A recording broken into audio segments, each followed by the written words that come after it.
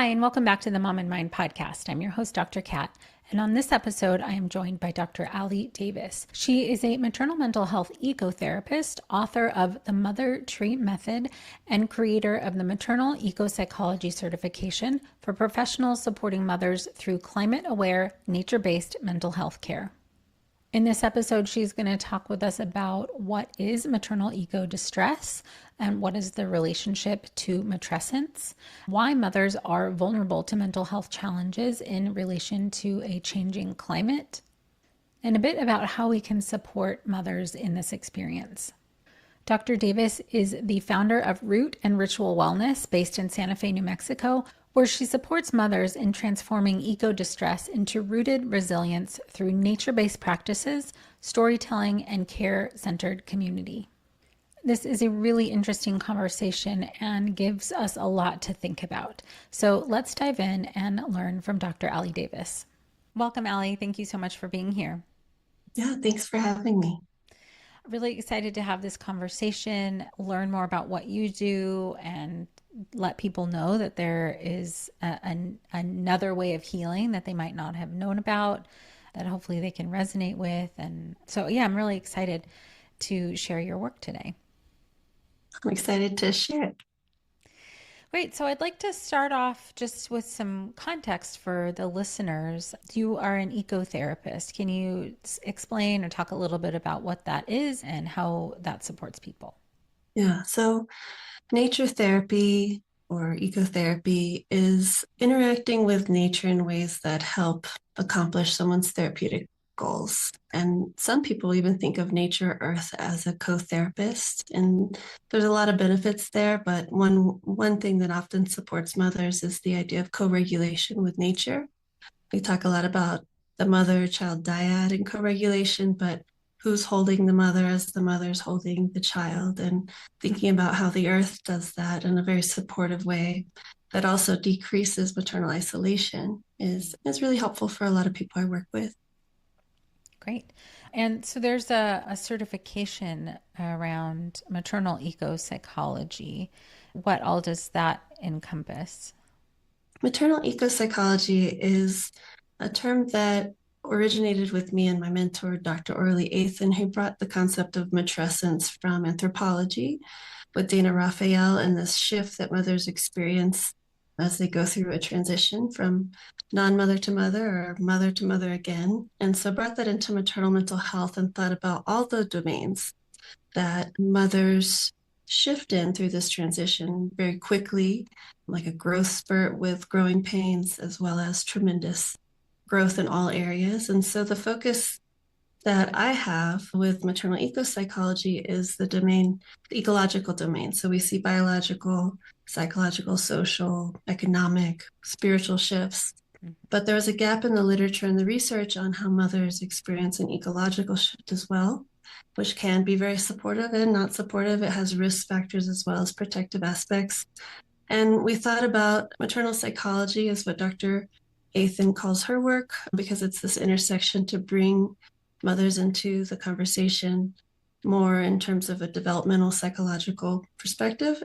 And so the work that I do in her lab as kind of a subset is think about bringing mothers into the climate conversation and how mothers have unique wisdom to share, but also how they have unique risk factors that we need to think about, how we build resilience in that process of matrescence, and how we might even look at that as climate adaptation, the changes that mothers go through. Maternal ecopsychology is a broader umbrella for the work that a lot of people are doing now, and I'm training both clinicians, practitioners, doulas, midwives, psychologists around the world to just really value the ecological domain and their various specialties, which could be anything from focusing on climate anxiety and new parenthood to how nature connectedness supports mothers' overall well-being. Great. Yeah, thank you for those couple of examples. I was curious if for somebody who's listening and wondering, how would I know if I am impacted by as you mentioned, climate change? What are some indicators that somebody would notice or resonate with within themselves to know if how they are being impacted? Yeah, so we see maybe 70%. The studies are around that area, and percentage-wise of new parents are concerned about their kids' future in a changing climate. And I think that one of the benefits of having a matrescence or developmental lens that all growth spurts have growing pains would be thinking about distress is helpful, it's productive, it's useful, it can spark someone to take needed action, it can awaken their connection to nature. But we think about distress on a bell curve where growth can be distressing and it can produce flourishing, is the concept psychologically we use, but also post-traumatic growth is showing up in our research. And it can also undermine someone's ability to function. And so on the clinical side, where I'd be concerned is if the levels of distress are high and it's affecting functioning in various ways. And that's really up to the mother to assess with her support team. But some of the things that we might see is intrusive thoughts about the climate and how it's going to affect baby. And one mom reported to me she was just taking her little one, newborn, to the park and just had images of the park on fire, for instance. So that is interfering with her ability to enjoy her time with her baby in nature. Another person communicated to me and worked with me privately after leaving one of my groups because she said the group's focus on climate change and what's happening in the environment was so painful to her that she couldn't be in community around it, couldn't be in a support group. And so she had this desire to just like disconnect. You might think of that as like checking out from her, one of her biggest resources, which is nature and other people that are going through similar things. And so that also might be to avoid any kind of information about the climate. Another aspect that I see is I've worked with people and tried to think of a word to describe this, but the word is ecophyxia, where the behaviors that are we might think of as good for the environment or pro-environmental have overtaken someone's life. So an example is a mother who might not go to a support group because she doesn't have a reusable diaper and feel so guilty and also checked out from being in community. Another one would be another mother reported just reading a kiddo's book and just bawling because of what's happening to the animals that were in the book, represented in the book. Another mother in that group said she also was feeling similarly triggered by there's so many animals on kiddo stuff, but on the bed sheets that she was putting on one time. So if it's becoming this intrusive part of a mother's reality, there might be a need for clinical support. But that's very helpful. I think is especially for people who are trying to figure out for themselves what I guess a framework, if you will, for why they feel the way that they feel. I wonder if people's experience is maybe initially when they come in for help is feeling alone in their distress. Yeah, and I think that even after identification, they feel alone because sometimes the communities we're in don't center mothers' feelings, for instance, and they negate that these experiences are really vital parts of their growth. So when we study maternal spiritual development in a period that's incredibly rapid, we see major shifts in things like empathy, transpersonal connection, love, like all these things that are really beautiful and that a lot of people work to develop in themselves spiritually. And that's happening very quickly. And so it would also make sense that ecologically, we're seeing the values shift in how people want to live in relationship to the rest of the other nature beings as humans, as one animal in larger ecosystems. And so we see value shifts around the environment. We also would connect those spiritual shifts with how we see ourselves in other animals and other nature beings, parts of our ecosystem, where we would have more love and empathy for what they're experiencing. And so sometimes that shift is all it's pathologized because it shows up as something that might feel burdensome to an already unresourced community. For instance, we know mothers are really isolated and under-resourced and they're not centered, their well-being's not centered, children are centered. And we have this myth that mothers should sacrifice themselves and their well-being to their children. So we don't have a lot of space to really attune to maternal growth. And so that's one of the things that we are really focusing on in our research is what elements of support need to be there to shift from something that might be really difficult and undermining a mother's ability to function to that flourishing or post-traumatic growth.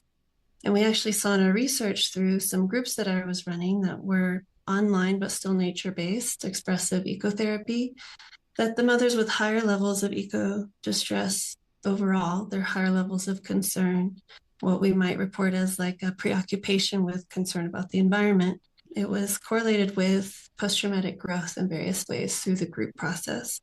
And I think if we put a growth lens on what mothers are going through and we don't pathologize it and try to make it go away, we see some really productive growth that's good for mothers, for children. If we think about also the lens, I'm a trauma therapist, so I work with lots of forms of maternal trauma, and I view eco-distress within that framework. But it's maybe even a developmental trauma that happened in childhood where we were separated from nature and our concept of ourselves as nature. And that's being recovered through this developmental growth spurt of matrescence. And so mothers are also thinking about, and we can go into the categories, but a big part of the growth we're seeing is mothers thinking about themselves as intergenerational stewards, not just of the physical environment around them, but their children's and their family lines of attachment to nature. So they're modeling reattachment to nature and protecting their kids' natural attachment to their third teacher, some people think about in regards to the natural environment. Yeah, can you go into a little bit about the categories that you mentioned?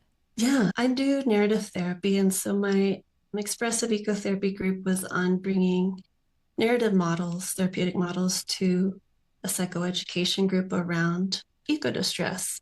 And eco-distress can include climate anxiety, but also just a whole range of things I would think would be listed under that umbrella. And through restoring their eco-distress, we externalize it as it's not within the mother as a problem. We're externalizing it. We're naming it. We're writing about it. We're talking about it. And we're reauthoring that issue that sometimes is seen as problematic.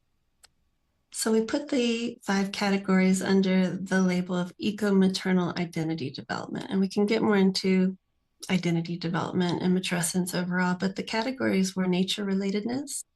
So one way we measure this is through an assessment of self and nature.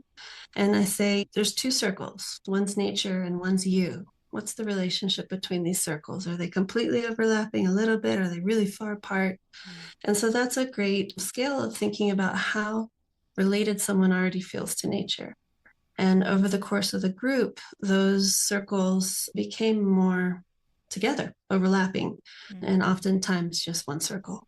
And so honoring that we are part of nature and returning to that concept of ourselves might be really healthy was a big part of the study. Another one was paradoxical emotions. And so thinking about how deep love for nature is coming more to the surface, not that it wasn't there, but we're able to measure things like more empathy for nature. So a mother wrote about seeing this orca mother carrying her dead calf and how that just stayed with her, but also that she valued that experience so much as an expression of her grief for a miscarriage. And so this kind of deep connection to nature that also brings up a lot of uncomfortable feelings like grief, and how those can live together.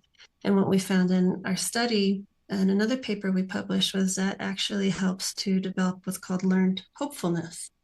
And so it's a psychological construct of something, the third emerges when we're holding these 2. And so paradoxical emotions and supporting that through a therapeutic process was extremely supportive in various ways. Ecological questing was the third.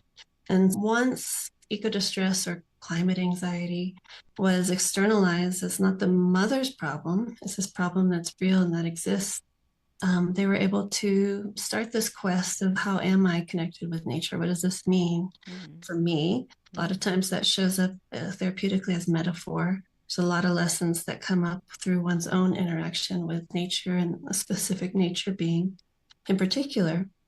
And then also sometimes that's about what's my role? So we talk about the ecological niche, or at least I do. And my mother tree method, that's a big part. We can't do everything. And what's my niche? What's my purpose? Because within any ecosystem, every being has a purpose. And it's thinking about how that purpose stems from our values, our place in the world, our context, what's my gift.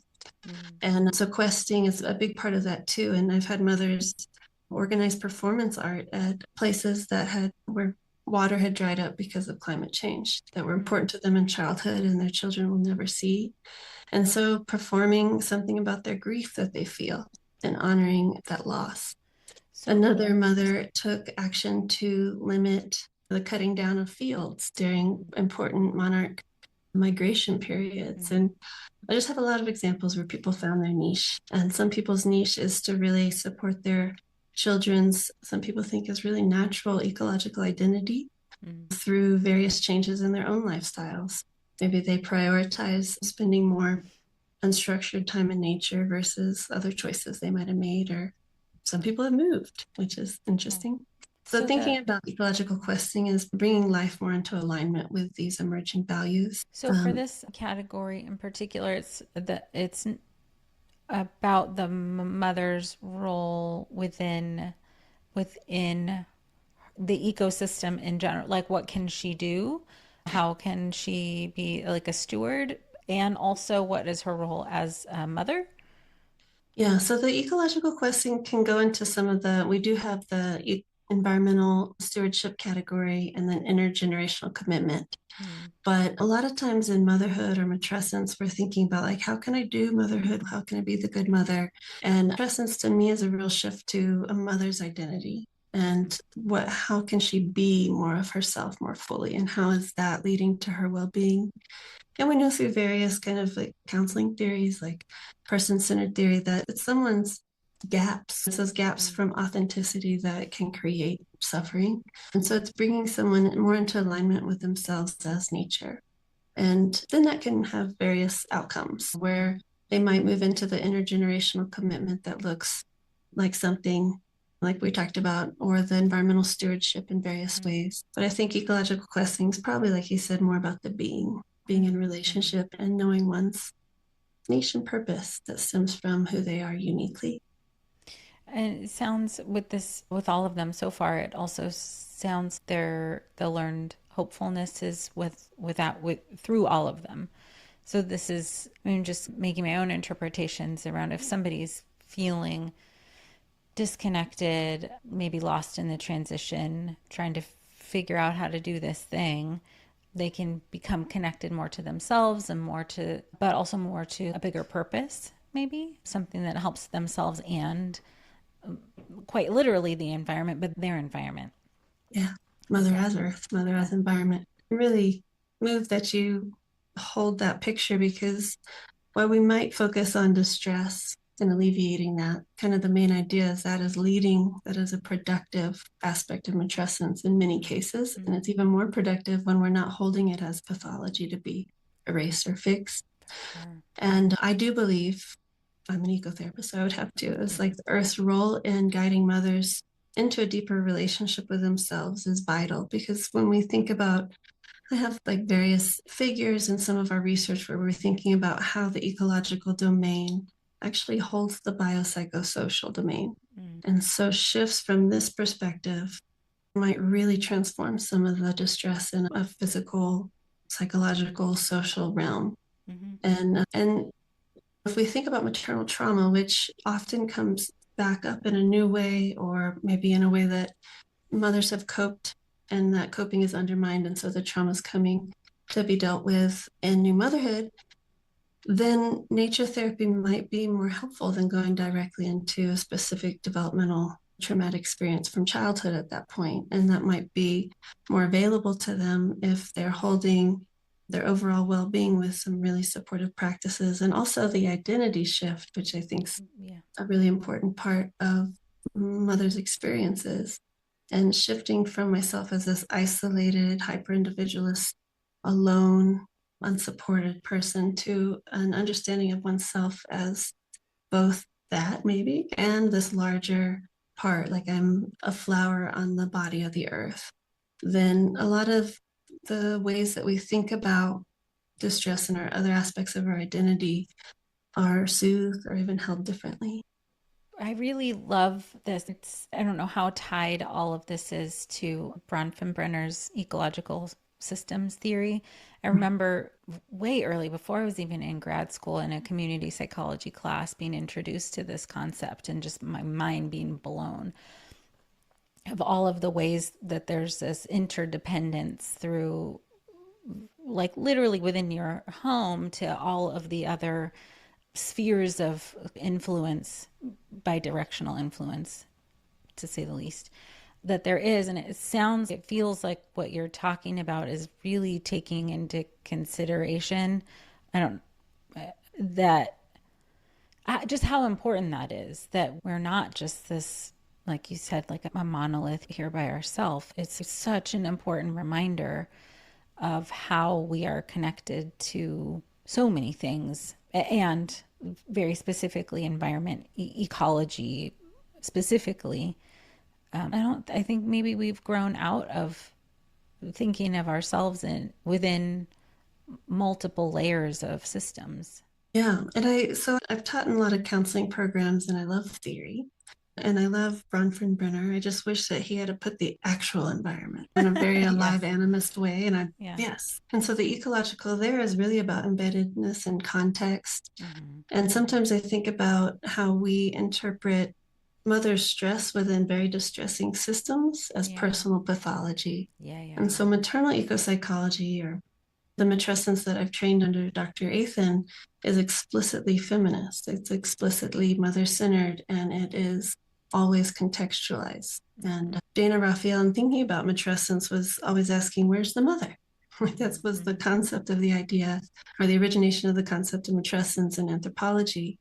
And thinking about how maternal mental health is actually survival mode in these systems that are Mm-hmm. very controlling, very rigid, very Yeah. isolating, I think is really helpful. And when we individualize a mother's problems, we miss so much, both the cause, but also the supports that we could bring in and to Mm-hmm. improve their lives. And then at the same time, I love to center mothers. And so I'm sure you'll talk about all the time, a mother's well-being is this such an important predictor of the system's health. And so if we center maternal mental health in the climate conversation, I'm pretty convinced that there's going to be some really important wisdoms that we get to share out of mothers' lived experience of climate distress. And also, we know that mothers are more susceptible to climate distress from things like the wildfires in BC.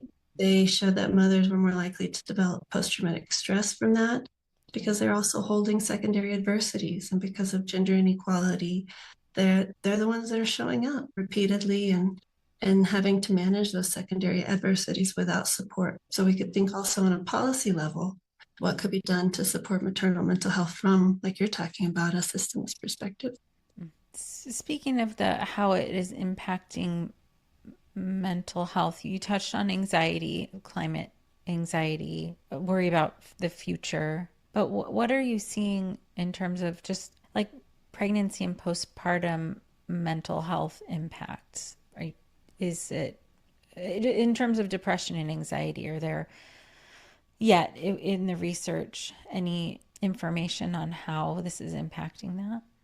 I think for that, I'd go to the research around reproductive identity, which is another concept that Dr. Athan's lab is focusing on. But when we overlay the ecological domain with that, I see a lot of reproductive grief, both in mothers and people who make the decision not to be mothers or not to be mothers again. Mm. If you have environmental concern and values, then that's a question that often comes up in Yep.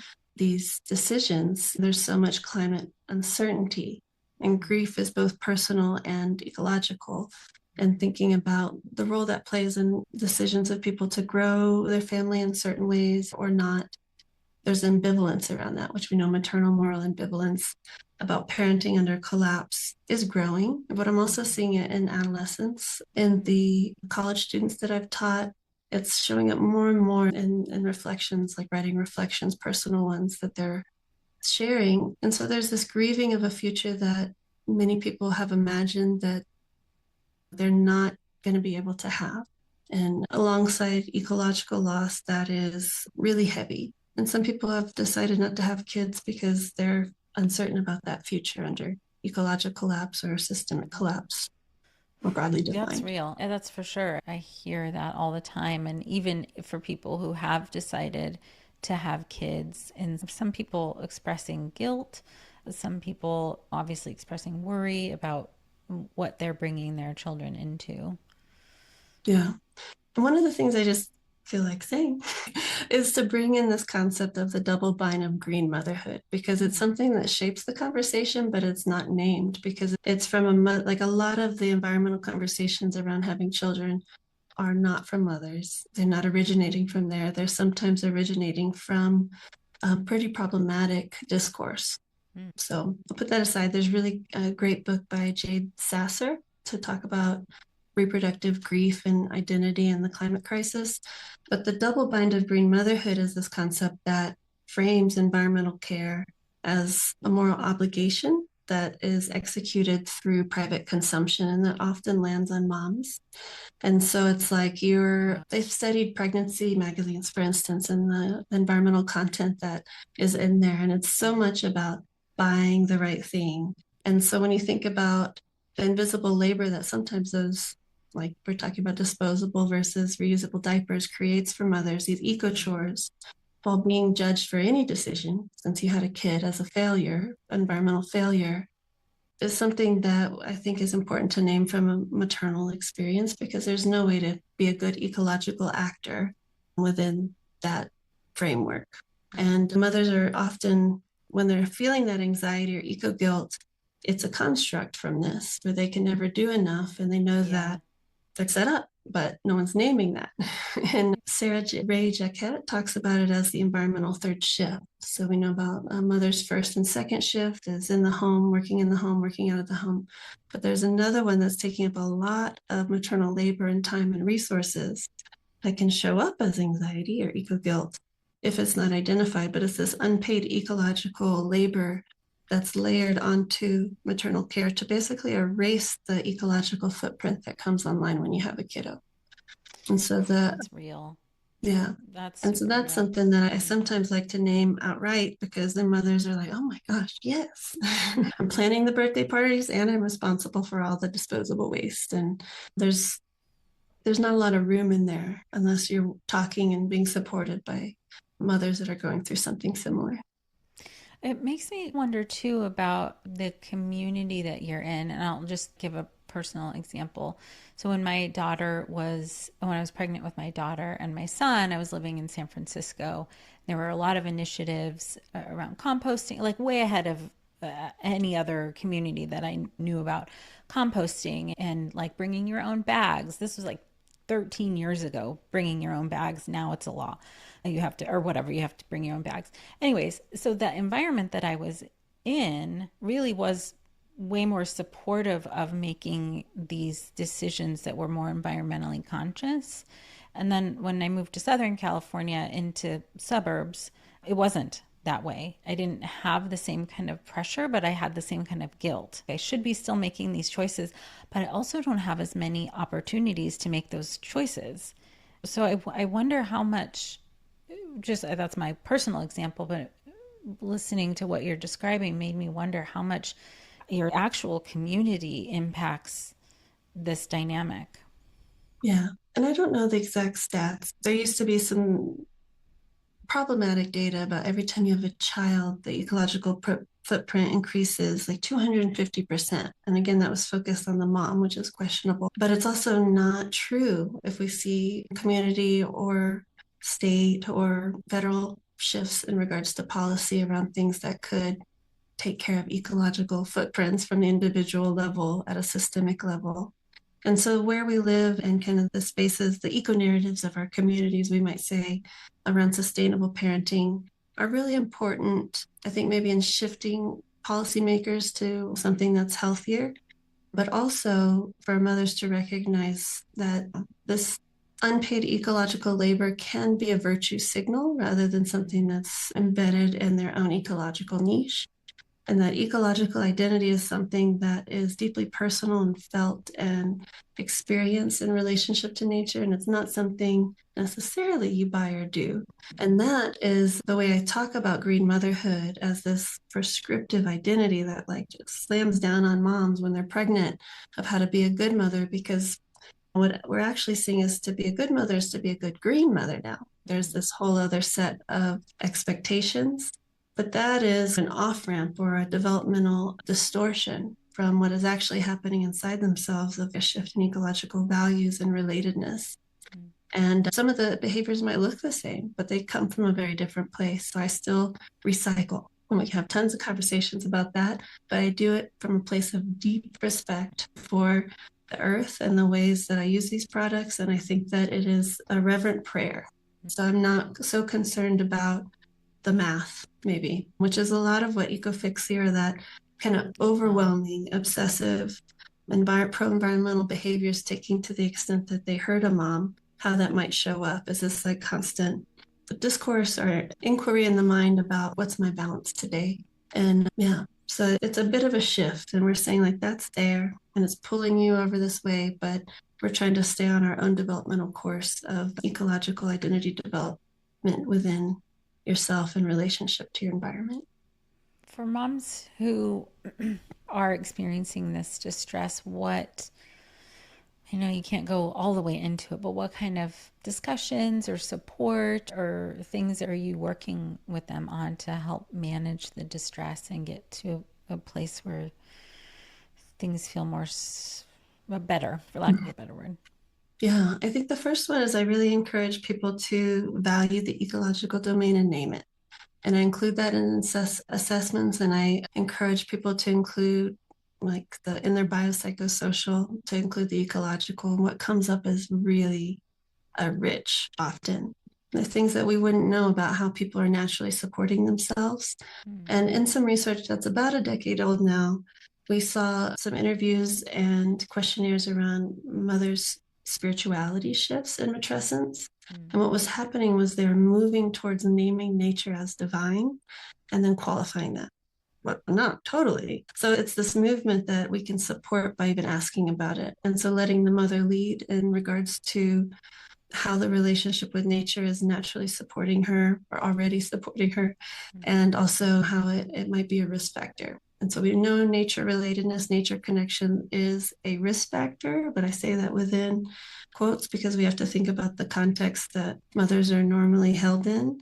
And if we shift to one that is really valuing its ecotherapeutic, it sees the earth as a co-therapist or something that holds the mother, someone that holds the mother, then we can also see the rich protective nature of that connection. And so in my work, I externalize the ecodistress first. So it's not a problem that lives within a mom. She's not broken, but it's outside. And in nature therapy, we also sometimes personify it, give it a name and a look. And some of the trends lately have been weather patterns. And so then we can think about what resources live within the mother already or around the mother to support that experience. And so that's where you get into a lot of someone I just started working with is exploring having another child, gardens like nobody's business. And so really deepening that experience that she's already developed and thinking about all the ways that's helping her. It's giving her guidance on what her authentic voice is within this experience. And then in narrative therapy, we work slowly on trying to bring that out into the world and making what might need to be shifts to support that new story. And some of the other things I might do is to think about how I conceptualize ecodistress as a trauma symptom.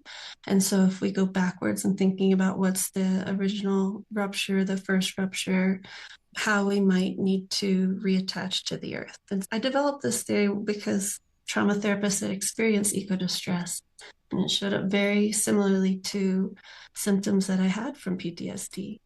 And so thinking about if our rupture from the earth as a part of the earth is a foundational trauma that many of us experienced in childhood, there's going to be a story around that. And I've heard many stories about when they learned that they were separate from nature and how if we sit with that, we might think of that as an ethical injury, exposure to ecological threat that we're having to bury parts of ourselves to survive. And so there might need to be some reattachment actually to our ecosystems, and that can be a part of the repair and the new story, which is a very old story, but something we might not want to replicate in our mother lines. That's incredibly powerful. I mean, in so many ways. I think when people can feel connected in general to each other, but connected to the depth of our actual connection to our environment and the world around us and nature, There, it feels like a played out word, but it feels very grounding. That it feels very like holding. That's the best word I can think of right now. And there's so much space in there for healing, I think. Yeah, and I see postpartum as that portal, or matrescence as that portal to this ecological awakening, which there's so much grief that comes up too in that story because it should have always been there. And it should have always had that grounding in ourselves and our guide. With all crises and with all losses, there's opportunities there to repair. And so thinking about how Earth is holding mothers, how eco-distress is a signal for them to return them themselves, I think is really helpful. And especially as we do see ecological systems destabilize, more and more mothers are experiencing natural disasters. I feel like that's a very protective relationship that we're going to need. Yeah. So, how you're out there, you're doing this work and supporting other people to do research and looking into this, but how would people find this type of help? What would they even search for if they were looking? Yeah. So I'm working on, teaching climate aware maternal mental health, and that's under the maternal ecopsych certification, but there's also some other CEUs that professionals can interact with. But I think Climate Psychology Alliance is a great resource as well if you're looking for a climate aware therapist in your community. And there's also support groups that are more from a coaching model that are looking at this as a natural, I overuse that word. It is a natural and productive part of matrescence to have eco-distress, and finding a group that supports that. I have one that meets monthly, and I know that more therapists are out there doing some climate aware groups. I think that's a very growth supporting path to get in group first, because what was wounded collectively is often needing a collective solution. So being seen as someone that is having this experience and having that quote unquote normalized or held within people that can really relate is very healing. And then we see the eco distress minimize, as well as we see some important growth, like we talked about. It's amazing. And the other thing I would say would be to advocate or just validate nature based interventions overall. And so, again, things that you might already be doing as a mother, like nature walks, or some mothers prescribe themselves green spaces. I feel guilty about it. I go drive to find grass here in New Mexico. But these are not just things that help you feel better, they're co regulation, and they're building that relationship that can be really supportive over the rest of your lifespan. And in terms of nature-based interventions, that's available. It's not something that you have to necessarily go find somebody to help you to figure out that this is. There are some low-hanging fruit options, like Yeah. finding grass.